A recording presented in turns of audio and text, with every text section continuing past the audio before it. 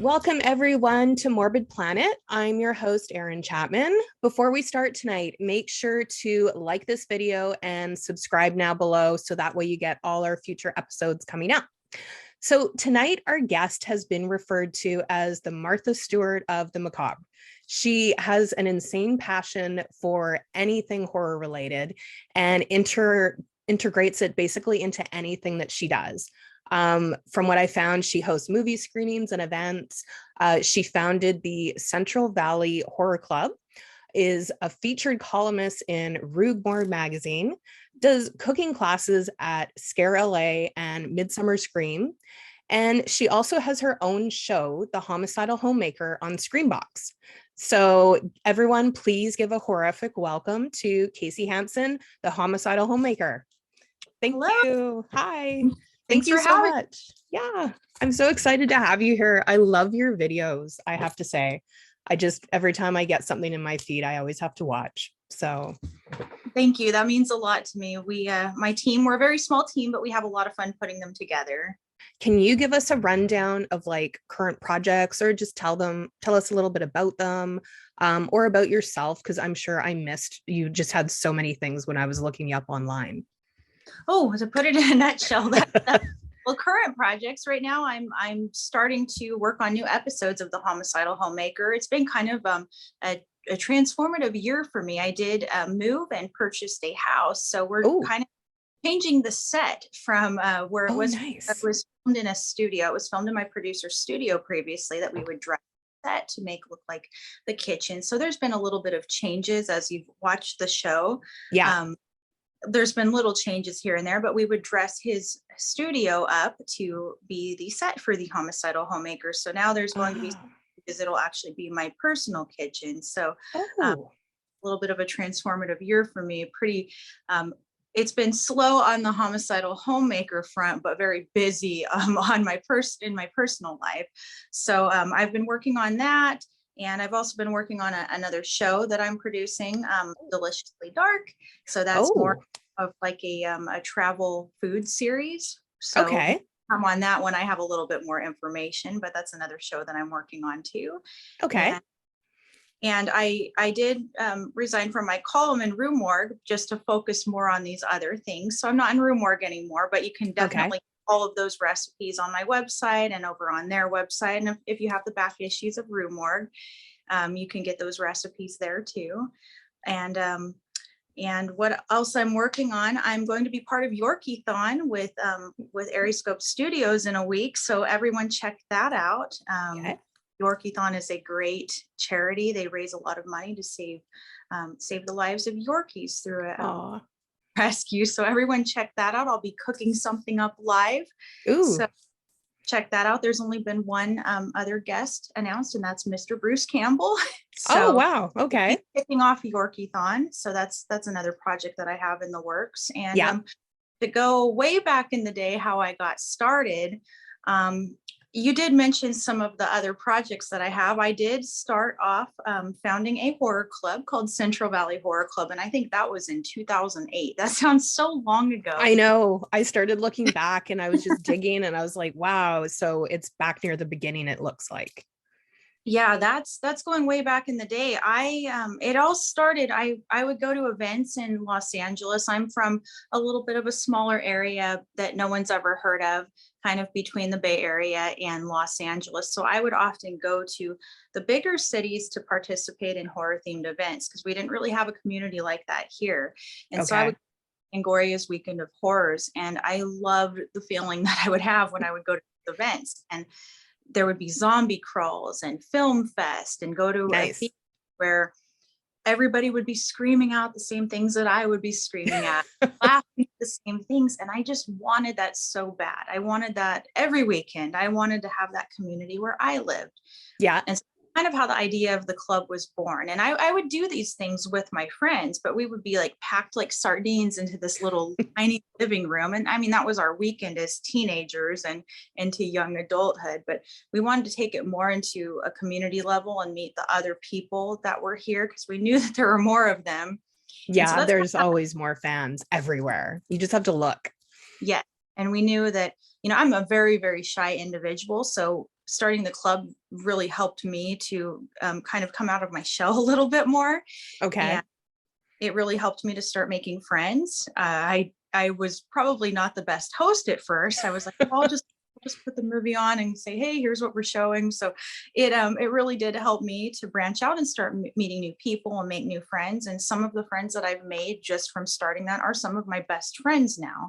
And I mean, they've helped me on my show. So it was amazing. I would put a movie out and make little flyers. We were very, very DIY, very old school. And we found a pizza place that would let us show them. We probably showed a lot of movies that we should not have shown publicly. And and people would come out and we would even show some like The Tingler, and seeing the age demographics that would come out for the different movies was super cool. And they really started picking up, and then we moved them to Fresno, and we started doing ones like Troll 2, and then we did Reanimator, and this was a few years down the road, but we actually had like the lead effects artist, Richard McGuire. He lived in Fresno, and he came out and did a Q&A and found out he also worked on Dark Angel, also known as I Come in Peace, which is a movie that we love. So we did a screen of that and did a Q&A with him. And it's just some of the best memories that I ever have, is getting to go to a brewery and watch a horror movie and get to host the horror movie and talk about all of the nerdy things that I love and drink beers and get to meet other people who like all of these same things. And that's really how I got started doing horror hosting. I just really wanted to have that sense of camaraderie that I would feel when I would go to these bigger events, and I just wanted to bring it here. And it was amazing just to see people come out, and they would bring their very small children, and they're like, we don't have anything like this here. And we would do it for free or for very low cost, depending on what our costs were. But for me, it was more about just giving people something to do. That's what was ultimately the most important thing, because everybody talks about that there's nothing to do in Central California. And so that's how I got started with Central Valley Horror Club. And from there, I was offered a show on a public access station. And so we did a little run with that called Friday Night Frights. And so that was actually the first public access horror themed show in all of Fresno. So we would do that on Fridays. We would drink. It was sponsored by a brewery. So we would basically get to drink beer and talk horror movies, and people would come on and ask questions. And it was one of the best gigs I ever had. It was so much fun. And that was really like my first gig hosting a show. Yeah. And I was, like I've mentioned before, I'm a very shy person. So I never thought that I would be a host of a show. I never thought that I would be hosting events, because the idea of being on stage was actually mortifying to me, and being in front of people and being on camera, I was like, absolutely not. And even prior to that, I did a horror themed dance troupe. So, I mean, really, if you want to dig how far back into the horror, took all the things that I liked, and I'm like, well, how can I combine them and find fun things for me to do and get other people involved? And so that's really what I do with everything. That way I still tend to be the person that's behind the camera. I'm always like, I'll take the picture, or I'll do this, do that. And when I go to conventions and I talk about what I do when I'm at a table, a lot of people, they find it very surprising to find out how really involved I am on the show. They think often I'm just an actress and I'm hired to host the show, but they don't ever realize that I develop all the recipes myself. I photograph them. I test all of the recipes myself. And sometimes it could take like up to 8 times to get the recipe how I want it. It's not just like, boom, it turns out. It's awesome when that happens, but it's rare. Usually it's very extensive testing, but I develop them myself, and then I write the episodes. I co-direct, co-produce. That was one of my other questions later, was I was going to ask, how many times usually do you have to make something? So I do have a tip for gluten-free baking. One thing that I've noticed is you need to you have to tend to over mix the flour. Yeah. So when you normally would think, oh, like with a regular like wheat-based flour, you want it to just barely come together so you Yeah. don't overmix it. With the gluten-free flours, you want to like really, really mix them and over mix. Okay.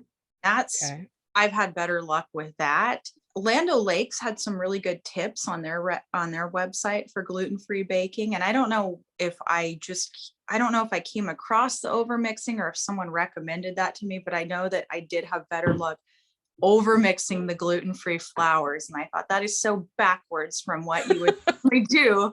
That's the thing that's always so sad to hear is a lot of people are like, oh, I wish I could do your recipes, but I won't, it won't turn out. And it's like, you just got to go do it, because Yeah. that's how I learned how to bake. Is I just watched Food Network and I watched like Yan Can Cook and like Julia Childs. And I'm like, I want to know how to do it. And I just kind of started poking around, and I made some pretty atrocious stuff, but I make some pretty awesome stuff. So Yeah. And just because you went into everything, like now the character, the homicidal homemaker, is that just the character itself? Did that happen by chance, or was that just like part of your vision as you kind of went along with everything in your journey? it's interesting because the character and the look of it, it really wasn't different from how I dressed. A lot of Oh, people okay. how I would make myself up a certain way, but really it was my normal wardrobe, and it was really normally how I looked, just a little bit amplified. And I knew that, I mean, really how the Homicidal Homemaker started, if we want to go back, it started as a MySpace page. Doing my movie nights, I would make a treat because they were usually done at a brewery. Because they did not serve food, they would allow us to do potlucks. So Oh, okay. people could drink a lot, and we could either have a food truck or we could do a potluck. So I started doing themed potlucks. This is like so long ago, in Yeah. another time prior to the pandemic. So it seems even longer ago when everybody could bring food and share it. And so when we would do like Troll 2, for example, we're like, let's do a green themed potluck, bring any dish as long as it's green. And it was so much fun. Like I did Nilbog slop, which was like green mac and cheese, and Ooh. Troll fingers and toes, which were like my zombie finger hot dogs, but I just did like jumbo hot dogs for toes, and I dyed them green. And so it was so much fun. So we would do like pot themed potlucks for each movie night. People started asking, like, early on, before we were really getting into the throes of the themed potlucks, I would just bring gross looking food to these movie nights, and I wanted to be the person that brought the grossest looking dish to like the Halloween party, and I would just Nice. post them on my MySpace. And people started, it really piqued their interest, and they would be like, that's really disgusting, how did you do that? I'd love to know. And I thought, wow, I didn't think anybody would actually care. And so I just kind of started posting them on MySpace, and they're like, well, would you be willing to share the recipe? Maybe I'm kind of onto something here. So I just made a MySpace page, and I couldn't really like think of a name for it. Yeah. And one day, just the name, the Homicidal Homemaker, came into my head because I knew that I wanted to have something. I'm very much into like 1950s decor and advertising. I own so many old cookbooks and advertising books that highlight. I have this whole series called The Golden Age of Advertising, and I collect like the joys of Jello cookbooks, and I'm fascinated by them, and they're great coffee table books. Everybody will pick them up and look at them. Yeah. They're amazing. And so I actually collect like the old cookbooks. I have some from my grandmother, like her Aw. actual cookbooks, and I don't know, I see the ones that just look disgusting, like when they're Jello with hot dogs in them. And I don't know what it says about me, but people always see gross recipes and they tag me. They're like, hey, it made me think of you. I'm like, cool, thank you. And like, I'm flattered by it. So I don't know what that says about me. But I would just bring things to the movie nights, and then I'd post them on MySpace, and people asked for the recipe. And I knew, because of my fondness for the vintage cookbooks and for advertising and just for everything that I like, I knew what image I had in my head for like the logo. And when the idea of the Homicidal Homemaker came into my head, I'm like, that's the name. That was just it. I knew that's what I wanted to run with. And so I typed in the name, did a little logo, which is Yeah. very similar to what I'm still using. It's changed and gotten a little refined over the years. And immediately people just started adding the page. Like first it was my friends, but then other people started adding it. That's And amazing. And I made it into a blog, and I thought, okay, maybe like 10 people will follow it. And then all of a sudden it was like 100. And then all of a sudden it was 500. And I'm like, what is wrong with everybody? I didn't get it. And immediately, like, FearNet started sharing the recipes on their page. And I was very surprised by that. FearNet, you guys were awesome, very supportive. And so it was really cool just to see that there was immediate support. And Pinterest was a brand new website. And that was a really big boom for me to put the recipes on there. Mm-hmm. I tried to go on like food. I can't think of what it is, but it's for like fine dining. And all of my recipes got denied on there immediately because they were like not up to par and not up to standards because they were shocking, I guess. Yeah. But so really that's how the Homicidal Homemaker came to be. I didn't really think anyone would actually make the recipes, and right away people started making them. I entered some contests on Instructables and won a contest. Like I made these. It was the most simple recipe. It was just, I called them grotesque green grubs. I made it, it was like for a kids contest, and it was just a hot dog, and I cut it down the center and cut some little horizontal cuts in it and boiled them green water. And when they curl up and they look just like a caterpillar, and that won the contest. And they sent me a microplane grater that I still use to this day, like every week in the kitchen. And so thank you, Instructables, for the awesome prize. Like 10 years later, I'm still using it. But yeah, from there it turned into a cooking show, a column. When I posted the videos on my YouTube, Screenbox contacted me, and I got the platform. And then I have it on Roku and Amazon, which my producer Ian didn't even know that it was on Roku and Amazon until a couple days ago. I'm like, oh yeah, it's on Roku. And You're he's like, what? I didn't even know that. So you just got it everywhere. That's amazing. It's such a cool story, just your journey, how like far you've come, and just how it just kind of started just as like a little hobby. And then now you've got just like such an amazing career out of it. Thank you. I think that the thing that's made it so fun is that we have fun with it. I think that's ultimately the most important thing, is just to have joy with what you do and to really love it. Don't ever have like any other goal in mind, like just love to have fun with it. And so that's really always been the thing for me, is to never really try to turn it into anything else, just kind of roll with it. And it's just kind of evolved just organically throughout the years, and it's just come to this now. Just because I love your image and in your videos with, you know, like the hair and the makeup, and even right now you've got it all done. I'm not a makeup person. It just comes together so well. And I have to ask, is this like, are you one of those people that it's like a daily thing for you, or do you just do it when you're kind of filming? I don't ever go anywhere without my makeup. I'm one of those people that if I do have to leave the house and go anywhere, well, I won't go into a store or anything if I'm not dressed. But if I do like go get a coffee, it's like sunglasses, like put a hood on and like hot. But usually I'll have my boyfriend go rescue whatever I need for me if I'm not dressed. But I am one of those people. I think every woman in my family was that way. I remember visiting Arkansas when I was about 12 years old, and one of the elderly ladies that was from my family, I remember we went to Sonic Burger. I'd never been to a Sonic Burger in my life. They're everywhere here in California. Oh, now. I've never been to one ever. I didn't. Yeah, we don't have anything like that up here. Cherry lime. Oh, so good. I'd never been to one. I go, what do you do for fun? They're like, we hang out at Sonic. And I had no idea what a Sonic was, but the cherry limeade, that's really the only thing I get there now. But we went there, and I remember a lady in my family, she was elderly. She wouldn't get out of the car, and she, you know, just refusing. And I said, why? She goes, because I don't have my lipstick on. She was about 80 years old, and she could not get out. And so I guess it runs in the family, just not getting out to go to Sonic, a fast food restaurant. You just have to be all made up and dolled up. And I mean, I don't care that much. I mean, I just want to have my eyebrows on, because even though I have eyebrows, they're just very light. I like to draw them in, but usually I like to have some eyeliner on or something. I know mine are very small. I waxed them years ago, and they just grew this way for the rest of my life.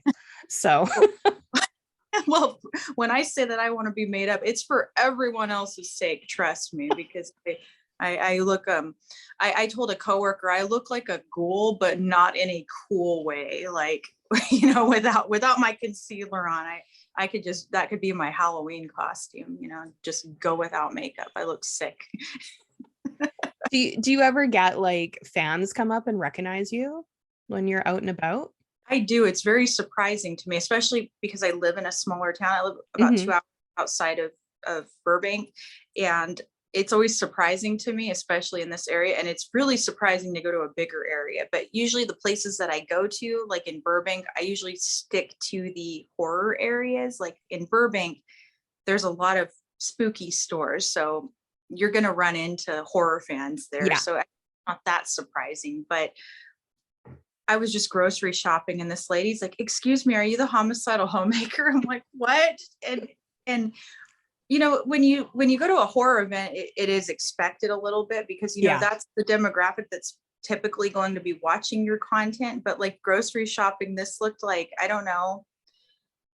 She didn't look like, I not to say that somebody should look a certain way, but she just, it was a little surprising. Primary demographic. She was, I don't know. She was wearing, I believe, like, I think she had like a cross around her neck and something like, she just didn't look like the typical Homicidal Homemaker fan. And I was like, oh, okay. And like, she just looked like she had gotten out of church, was dressed very, very nice and elegant. And I was like, oh, okay. She's like, oh, my kids watch, you know, I was like, oh, okay. I'm sorry. And she's like, I love your recipes. And I was like, she's like, I follow you on Instagram too. And I was like, oh, sorry about some of the stuff I post, but I usually try not to be too bad. But, you know, some people, they may be a little offended by it. You know, I've had some people like, this is disgusting. Like the toilet paper roll Rice Krispie treats really upset people for some reason. I liked those. I saw those and I'm like, that looks so cute. They were really mad about those toilet paper rolls. This is nasty. Yeah, that really ticked people off. My background is in marketing. So I'm very hush hush about like the two sides of my life. Yeah. And so I don't like to talk about what I do. And so when anybody ever finds out like what I do, I try to like bury it. I'm like, oh, I don't know what you're talking about. They're like, I heard you have a show. I'm like, I know. In all your videos that you have, like how you talked about earlier with the kitchen. So you said that was a set, and then now you're going to have your own personalized kitchen that you'll be using moving forward. Do you actively seek out like some of the cool props and items, or do you ever have people like send you things, or how do you kind of like stage that area? Because like one of the things that caught my eye in the video was the cutting board that I've seen with like, you know, the dripping blood. And then you've got the one at the back that looks, couldn't tell what it was, but it looks like a big brain on something. Oh yeah. I was like, I couldn't figure out what that one was.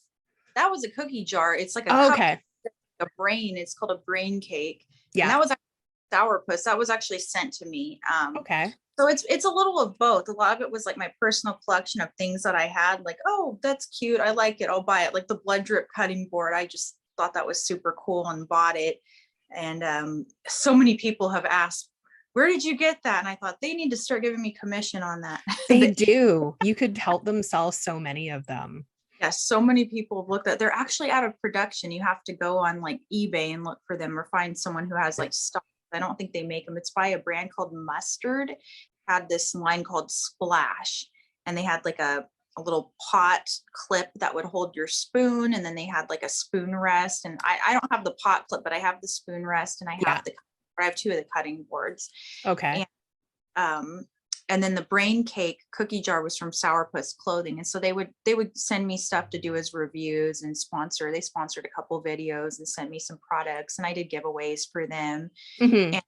But some of the things most of it was just like from my personal collection, and then sometimes we find like, oh, that'd be a cool little prop, like the vintage meat grinder. Like my producer Ian, I believe he found that in Morro Bay, like at an antique store. So we're like, oh, we'll clip that onto the countertop and stick a hand in it.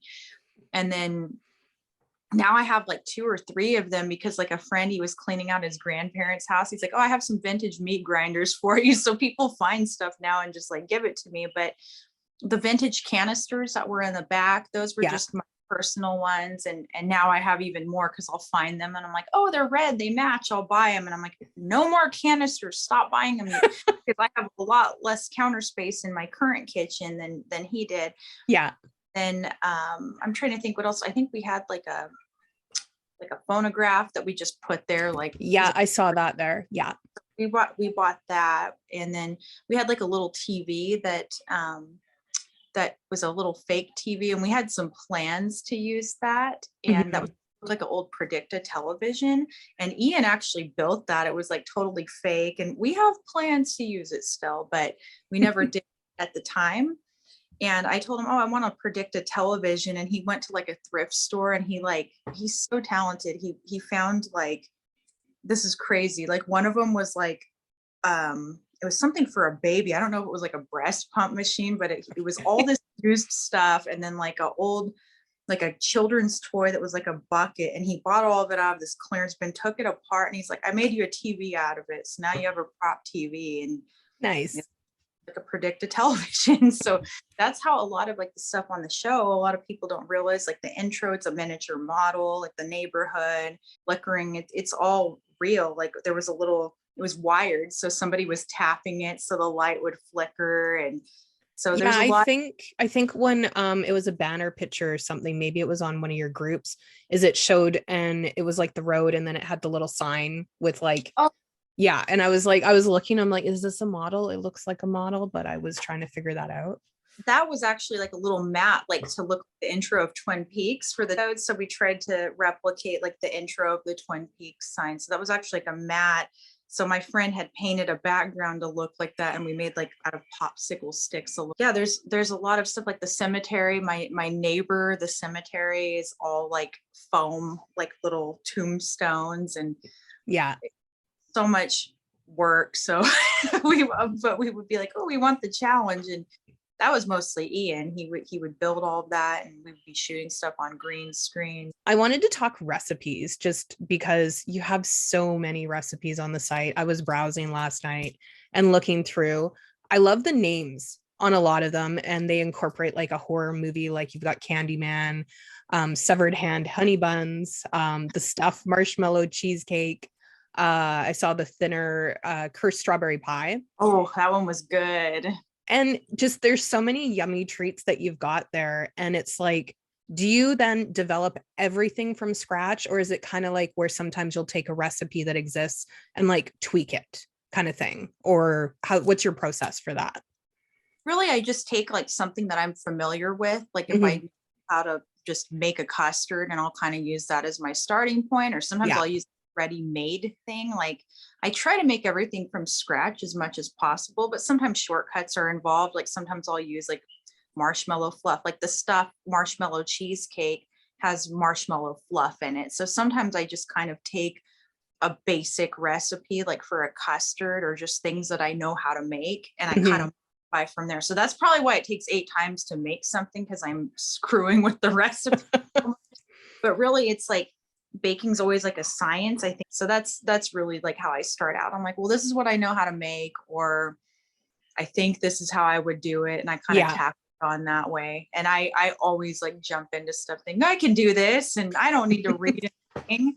I'm one of those people that like doesn't read an instruction manual, and then I get and then I'm like, okay, hold on. And I have to go through it. So that's kind of how I am with cooking, but that's also how I've totally learned how to cook and bake. It's just, how hard can it be? And it's hard sometimes. And that's what a lot of people, I was told even as I was a kid, it was like, baking is a science, and cooking to me is a lot easier because cooking's so much more forgiving. You can just toss in, do whatever you want most of the time, and oh, this tastes better, it's like okay. But yeah, baking just doesn't forgive you as much if you don't do it right. And I agree with that. And I think with a lot of the things that I'm doing, a lot of them I try to make them easy to where there's not room for error. Like on the pie, like the thinner pie, usually with pies, if you use something like pectin or cornstarch or something, I mean, it's pretty easy to thicken up the sugar. So it's like, I think I just need to add a little bit more in here. So I just kind of like eyeball stuff, and I just pay attention. Like I'm adding another tablespoon.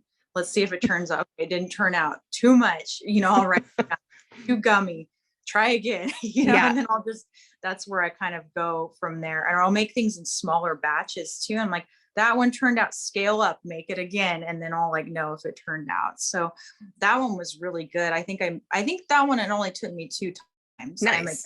I made one and I was like, I like it. Let's scale up, see if it turns out again. And I reduced something by just a little bit on the second time. I'm like, okay, that was it. And nice. I used a sugar substitute in that because it's thinner, the movie's thinner. I was like, I got to make it a little bit less sugar to go with the theme of the movie. So no, that's cool. That I was like, you can use a low sugar pie crust or a low fat pie crust, or you can just cheat and buy one from the store. So I always like to say shortcut, if that's your jam, go with it.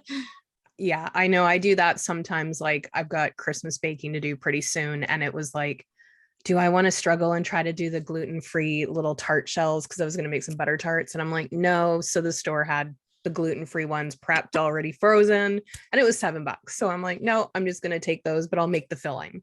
So yeah, I kind of do a toss up. I'm like, my time's worth the $7. So sanity is worth the $7.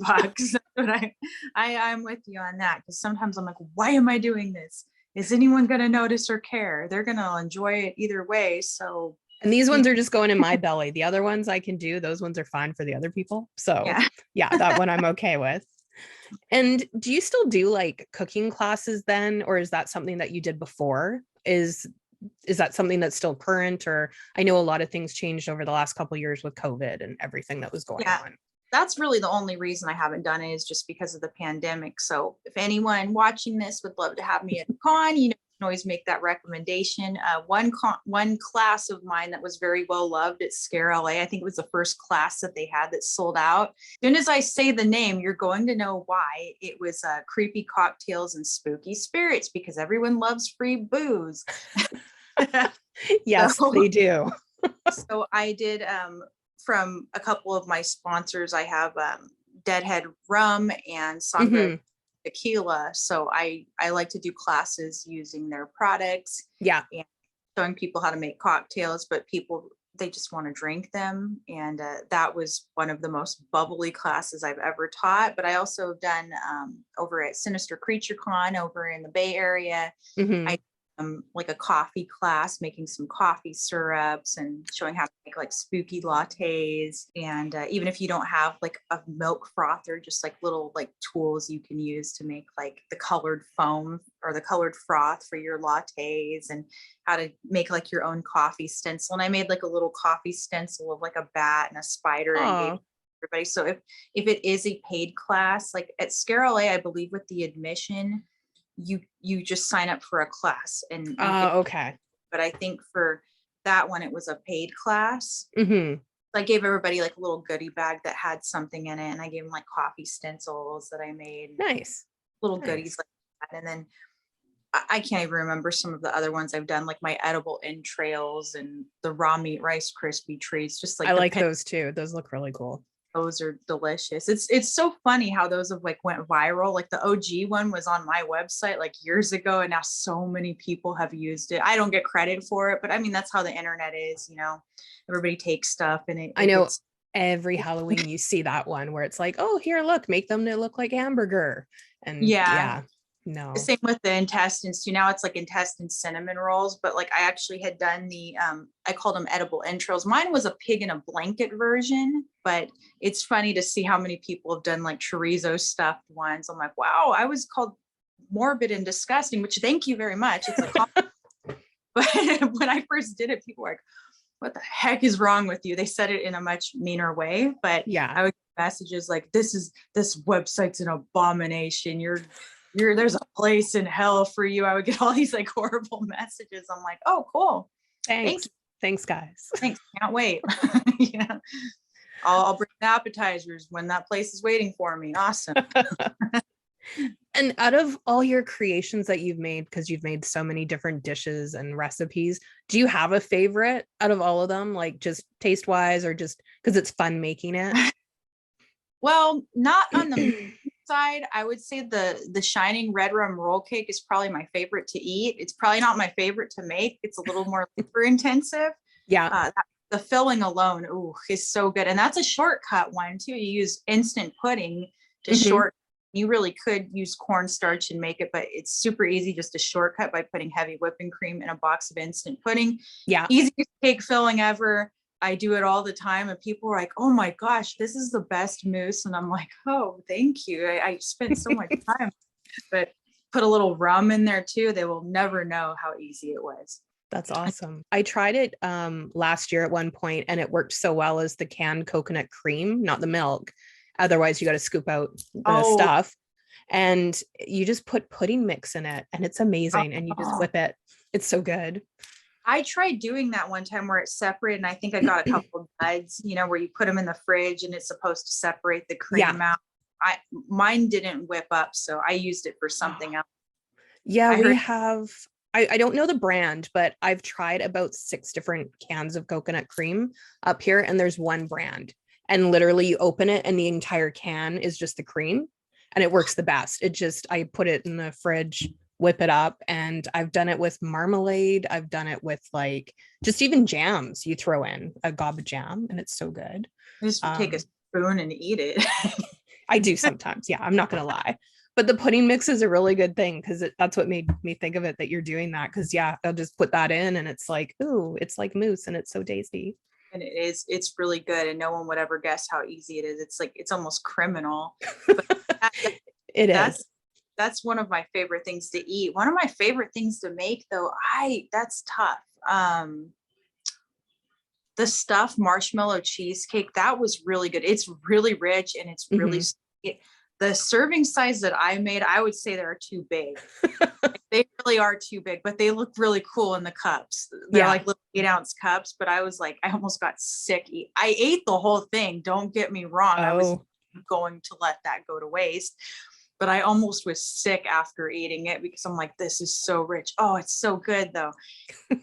Every person I know that's made it, like, they were like, that's not even fair. They like made it for their Easter like dinners, but of course they don't put it in the cup, which is a little disappointing. Like a lot of people just make it a regular cheesecake or pie. Yeah.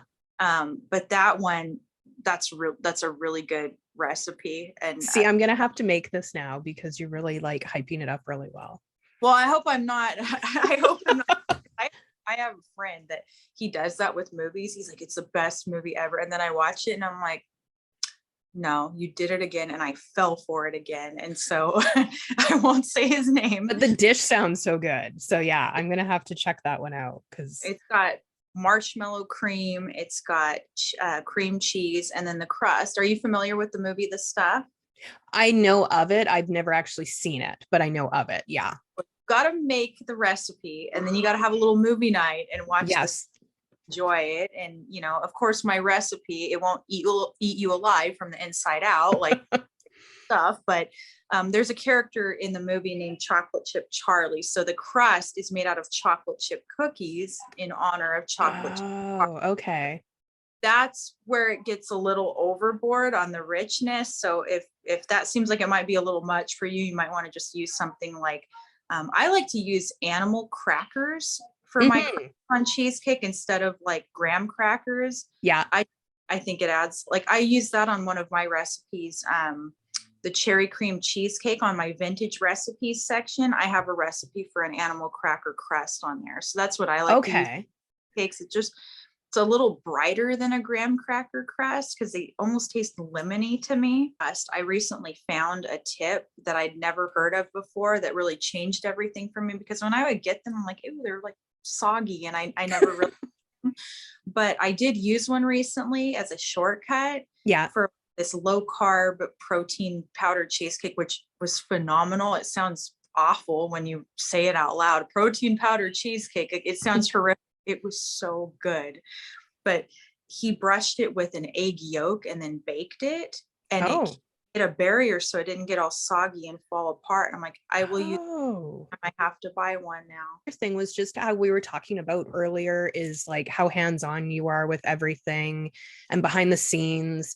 Do you think that like as you keep growing and your brand keeps growing, do you always think that you're going to be one of these hands-on type of people? Or do you just have a hard time letting go, or it's just kind of like in your nature what you do? I think that's a good and bad thing about myself. I always say in the best possible way that I'm a bit of a control freak, to where it almost is my downfall, because Okay. I have a hard time handing things off, but that also makes things not happen sometimes. I'm just like, I don't want to hand things off because I feel that it won't get done, or maybe it won't get done how I like. I'm very Yeah. particular, but also at the same time, I don't even have enough hours in a day to get my life done, like to get grocery shopping done and to do something around the house. So it's like all of this has to come secondary, Yeah. to normal career and my normal family life and things like that. So a lot of times it's like, oh, I needed to write back to that person, or I need to make this call, or I need to do this meeting, I need to schedule that, or I need to work on this. And it's like there's only so many hours. I have this small chunk of time to devote to it. So Yeah. Yeah. sometimes that's the downfall of everything. So it's like I really need to find that good balance about, and maybe that good team, the right people to hand that off to. So I do see where it could grow to where I could, possibly hand that off, and I would love for it to be at that point. Hmm. It also is something that's very personal to me, to where, I would love to keep control of it, Yeah. and It's your baby. It's, you've been doing it all this time.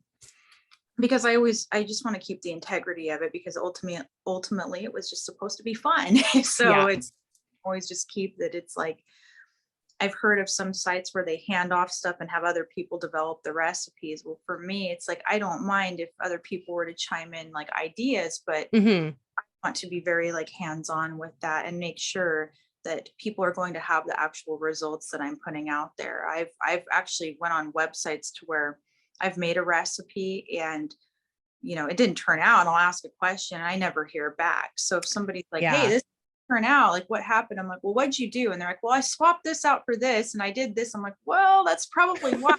Try this or reduce that. And I try to help them troubleshoot. This one guy yelled at me through a message. He's like, you do not know how to make recipes. Like he like ripped me a new one. Like he was so mad. He's like, you do not know how to make a pie. I ended up with scrambled eggs in it. I'm like, well, you missed a critical step that I put in there. Did you temper your mixture? Which I went so far into a paragraph, and I even put it in the video about tempering the eggs, which he apparently skipped. I even said on the video, this is so you don't end up with scrambled eggs in your pie. Like I made a point of saying it.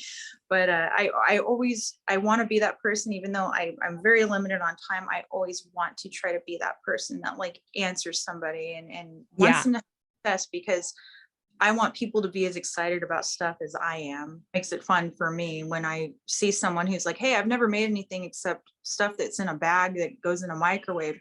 And I made these. And they like post a picture and they're excited. Because it's And an accomplishment for people that don't, especially if you don't cook or bake or anything. And when right. you have that final thing, yeah, you're excited, you're happy. And to see that they have kids and their kids were making fun of them before, and now their kids are sitting there eating it with them. I'm like, take that, kids, look what your mom made, or look what your dad made. And so that makes me happy, because like they're saying my kids always make fun of me and say that nothing turns out. Can we just go to McDonald's? And so Oh, that warms my heart. I'm like, oh, they showed them, And this one guy, like I think he said he was 56 years old. He'd never made a cake in his life. He made the freaking red rum roll cake, and it looked better than mine. It looked and that goes to show too, like then obviously not just the recipe and stuff, but if he made that, your attention to detail and instructions are that good. Do you know what I that's mean? what I'm hoping for. I try to be thorough, and when something goes wrong, it shows me that I wasn't thorough enough on Hmm. something. Sometimes I'll Yeah. go back, edit something, and say I could have been more clear on that. So that's where I can always learn to be better. It's Yeah. it's always a learning process for everybody. You're never going to be perfect at what you do. You're never going to be the best at what you do, but you can like learn where you can improve and learn where you can be better. And the only competition that you have is yourself. Yeah. So just look, and sometimes you need to go back and look at where you started at, because sometimes you'll feel like, oh, I'm not progressing in anything. And I go back and I even like look at the first recipes I did, and I'm like, why did I even put that out there? And I've taken recipes off the site because I'm like, no one's gonna make that. And then someone's like, hey, I came back to your website and I can't find the deviled egg Jello shots. And I'm like, oh my gosh, somebody actually wants to They make this. wanted them. Yeah. They were these little like vanilla sweetened condensed egg shaped. They were for April Fool's Day on a contest. Yeah. They looked like deviled eggs, and they were Jello shots, and they were like so ridiculously sweet that I didn't think anyone would make them. They're like, I make them for April Fool's Day every year. Why'd you take them off your site? I'm like, I didn't think anybody liked them. Here you go. There's always something for everybody. And that's what I really enjoyed about looking at your site, was whether it was drinks, whether it was coffee, whether it was baking, like there's so many fun things on there. And I think anyone that goes to the site, they'll find something that appeals to them, that, hey, I want to try this, which is what I like. Here, thank you. I'm trying to fill it out with a lot more stuff. There's a whole bunch of recipes that I need to publish on there. The thing I was going to ask with your team, what kind of size of a team do you have that helps you kind of do all this stuff and get everything? On average, it's about 3 to 4 of us. So we're a very small team that has to wear a lot of hats to make. So it's my producer, Ian Pugh, out of Fresno. And so he's my main producer, and he also films the episodes. I've actually started getting more involved in filming too. So there's going to be some changes. So I've actually bought a lot of my own film equipment, and I've gotten more behind the camera myself too. So I've actually been filming a lot of episodes for other teams in the meantime. While it's been slow on the Homicidal Homemaker channel, I've been doing things like a video for Vinegar Syndrome, for like their Blu-ray releases. So I've projects like that on like special features for Blu-rays. So I've been filming those myself. That's been a team of like 1 to 2 people. But Homicidal Homemaker team, it's like my producer Ian. So he films and co-directs and co-produces with me, and he edits the episodes, and he does I don't even know where to start with everything else that he does. Like he'll do the green screen effects and a lot of the miniature models. And I would have to go down each episode and be like, Ian did that. He did that. Did that. It's crazy because we all have to jump in, and there's so many little things on each episode that I don't think the average viewer would even understand, like the type of work that would go into it. And being that we're like this no budget team, like on the Krampus gingerbread cookies, one of them was walking. We were actually had those on like bamboo skewers, and then he took a photo and then composited the skewers. Oh, cool. Looked like it was walking, and like that's all over my head. So there's no way I could help that. I just have an idea. And that whole episode was filmed like on the fly. We actually had Krampus coming and getting drunk and like wrecking the party. And then he couldn't come, and I'm like, I don't know what to do. And we had craft foam, and I cut out those cookies, and we rewrote the episode on the fly, and that's what it was. And it turned out really funny. So our friend Evan, he often gets killed on the toilet. He helps out. Like it became like a joke, people getting killed on the toilet. And I keep adding it in there because somebody's like, why would you put that on a cooking show? I'm like, well, now I'm going to keep doing it because he's so. And then my boyfriend Salvador, he helps co-write a lot of the episodes with me. He does the music on the show, a production assistant. So he does a lot of the sound, and also all of us act on the show. We're like, oh, we need to have the crew on this one. And then all of our friends, they jump in when we need them. And that's cool. Yeah. So, but it's usually just the 3 of us and Evan, when we're like, there was a hashtag that was generated, Evan must die, because he always gets killed on the episode. Got killed on the shopping mall episode. He got killed on the Dead Alive episode. He got killed on the Friday the 13th episode. It's like, it makes me think of South Park, how they always kill Kenny. It's the same thing. We don't know why it started. I just asked him, hey, do you want to be on an episode one day? And he has, we're actually starting a podcast together too. So okay. Doesn't have a name yet. The gist of what we're doing. And I've already warned people, it's very not safe for work. Like, yes. Because on the Homicidal Homemaker, a lot of children watch it. So while there is like jokes about murder, there's people getting killed, there's like stuff that looks like entrails and brains. It's a kid-friendly show. Your kids can watch it. Fun for the whole family. But we don't say too many bad words on there. Like a lot of times they'll say "what the," and it'll like cut off or something. Don't get restricted. So we kind of like restrict ourselves a little bit so YouTube doesn't flag us. So we've had problems already with it. But I've already warned people on the podcast. Evan and I will be not filtered on that since it won't be on YouTube. There could be potty mouth on that. Yeah. Please don't unfriend us. But and is a very much a film fanatic, so he helps on the show too. And that we met through our movie nights. He followed Central Valley Horror Club, showed up to the Reanimator movie night that I did. He turned around because I yelled something out at one of the movies, and then he's like, "Hey," we recognized each other, and now like he's one of my best friends. We're starting a podcast together. He works on my show, and that's cool that you guys have been friends that long, and it's still going, and you get to work together as well. That's amazing. It's funny how it worked out, because the next day I went to go film the pilot, or not the pilot, the trailer for the Homicidal Homemaker with Ian. And what are you doing? I go, well, I'm going to go to this guy's house named Evan, my boyfriend and I were. It's not like I was going by myself. And I go, this guy that I met on the internet, I'm going to go watch The Fly at his house. And they were like, do you even know him? You're just going to go to someone's house? I'm like, yeah, he has a film. He's a film buff from Fresno. And they were like super concerned about it, because I go, yeah, I met him on Instagram. He showed up to a movie night and he invited us over, and they're like, red flag.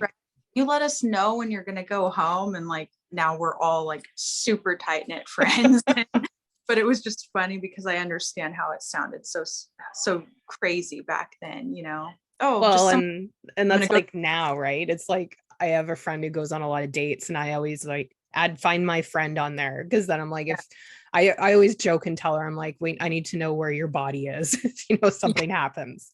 So but we didn't have that back then. Now we have like our own little like home thing, and I'm excited to see what it turns into, like with the new kitchen and what we want to film. And I want to get more into making like short films and things like that too, and especially with the new show that I'm producing, which, not me making anything, it'll just be me eating. So hey, that's okay. Hopefully that's interesting to people. They can watch me food in my face and talking about it, and so that's cool.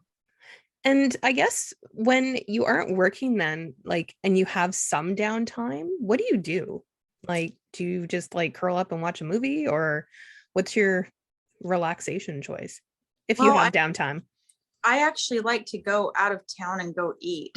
Everybody, they're confused about where I live. I always call Burbank my second home. I love to go there and I love to go eat. I like to go to historic places. So that's usually what I do on weekends. I usually just pick a place, or I like to just do nothing and watch TV. And veg. Hang out with my dogs. Yeah. But I usually don't have a whole lot of time to do that. But I try to pick an event. I recently went to the Smokehouse in Burbank with my boyfriend.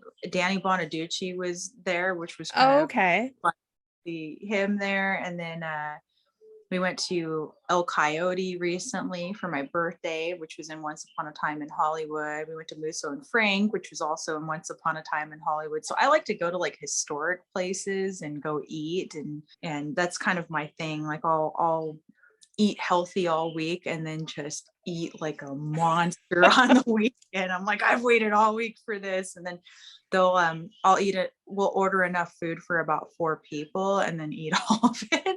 I love watching movies. I go to the movies a lot now that we can again. Yes. Yeah. And there's always the $5 movie on Tuesday where I live. So I haven't seen one of those since years ago where I grew up out here in Vancouver. There used to be a really old theater, and we used to go on a Tuesday, and they would have 2 for $2 each. Oh, dang. I know. And it was just like, everyone would just wait on Tuesday, and that's what you'd get to see 2 movies for $4. So that was like 20 years ago, but still, it was cool.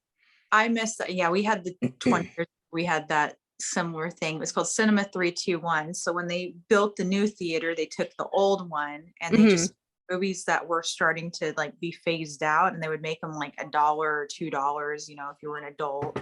We would go see it. Like I remember seeing that movie The Faculty like 5 times, and because it was $1, I'm like, oh, I'll go see it again. Cool. I've already 4 times, but my friends hadn't, so I would just go with different groups of friends. And We're almost out of time. I know we had a really good chat today, and this has been amazing. Like, I just want to say that just keep doing what you're doing. You guys are just doing a great job, and I think all your fans just enjoy everything. Like you guys thank with the you. recipes and all the projects, and good luck with your new kitchen, because that's exciting to have a nice new kitchen. I think that's Thank exciting.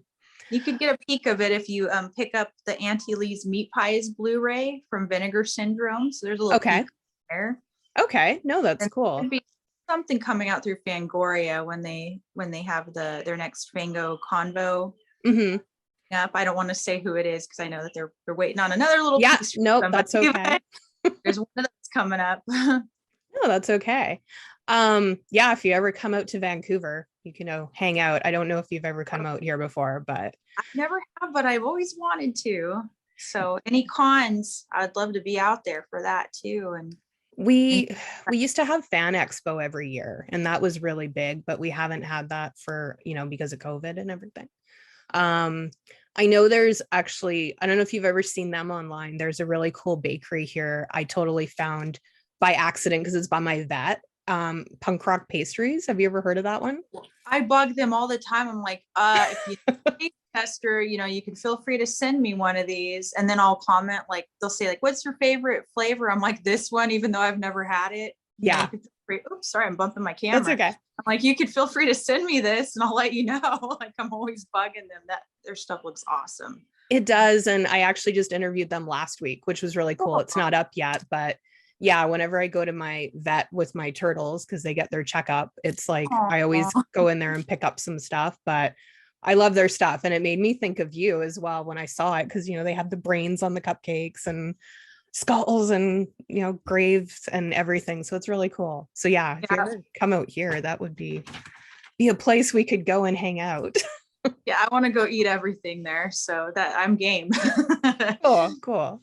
So otherwise, that's about all I have. And just all our viewers, before we wrap up today, if you haven't, just make sure that you like our video and also subscribe now. That way you get all our upcoming content. And otherwise, make sure to check in the description below. We're going to put everything down there where you can find the Homicidal Homemaker and check out all her social media as well. So thank you, Kaci, for coming on today. It's been amazing. And yeah, no, it's great. I'm so glad. We can always do another one at some point. I'm sure there's so many things to talk about. I'm always up for talking about horror movies and food, and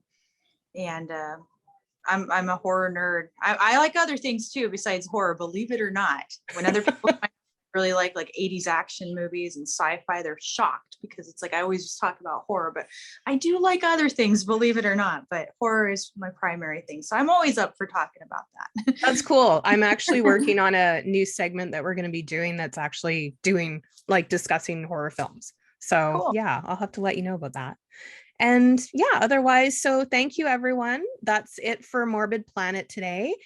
Tune in next week and let us satisfy your morbid curiosity. Stay safe and stay morbid, and bye for now.